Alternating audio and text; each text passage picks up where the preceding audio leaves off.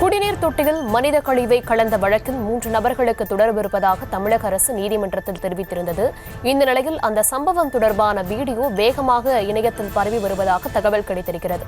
விவரங்களை தர இருக்கிறார் செய்தியாளர் பாக்யராஜ். பாக்யராஜ், எப்படி இந்த வீடியோ கசிந்தது? காவல்துறை தரப்புல என்ன சொல்லப்படுது?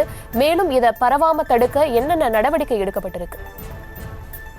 வணக்கம். புதுக்கோட்டை மாவட்டம் வேங்கவேல் கிராமத்தில் பட்டியலின மக்கள் வசிக்கக்கூடிய பகுதியில் உள்ள மேல்நிலை நீர்த்தேக்க தொட்டியில் மனித கழிவு கலக்கப்பட்ட விவகாரம் நாட்டையே அதிர்ச்சிக்குள்ளாக்கியது.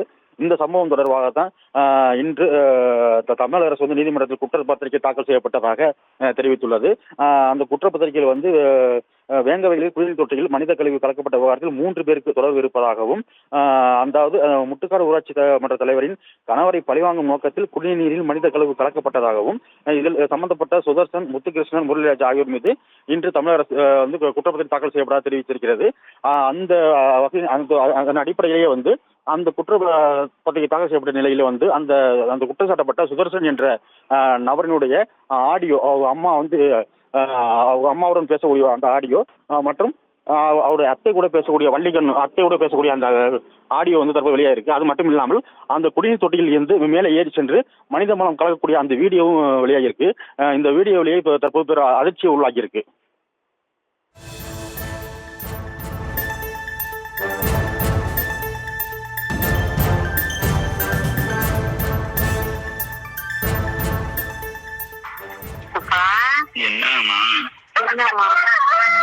என்ன விசாரிக்கலையா? என்ன விசாரிக்கல, இதுங்க கூப்பிடுறேன். போன் மேல போன் அடிச்சுட்டு இருக்காது. அப்புறம் போன முடிக்கிட்டு சரிம்மா, நான் இனிமேல அடிக்கலாமா? நீதான் அனுப்பி சொல்லணும். ஒத்துக்கவே கூடாது. இது அழைச்சி பேசணும். அட்டுச்சாலும் ஒத்துக்கவே கூடாது. சரி. என்னப்பா, நல்லா இருக்கீங்களா? அம்மா எல்லாம் சூரியலாம் நல்லா இருக்கா? எல்லாம் நல்லா இருக்காங்க. என்னாச்சுப்பா பிரச்சனை? என்னாச்சு, அதான் முரளி என்ன மேலதான் டவுட் போட்டு அவரை இது பண்ண பார்த்தா முன்னாள். அதுதான் அப்புறம் நேத்து தான் அப்புறம் நிறைய பேர் வந்தானே கொஞ்சம் விட்டுட்டாங்க ஃப்ரீயா. ஆனா கண்டுபிடிச்சிட்டாங்க, ஆனா சொல்ல மாட்டேங்கிறாங்க. ஆமா. சரி சரிப்பா. ஒன்னும் ரொம்ப கடுபிடி பண்ணல? இல்ல நேத்து அவெல்லாம் ஒண்ணும் பண்ணல. சரியா வேலை எதுவும் பண்ணி போட மாட்டாங்களே? இல்ல, அது மாதிரிலாம் எதுவும் பண்ண மாட்டாங்க. அதான் அந்த நின்னு பயந்துகிட்டு இருக்கிறாங்க.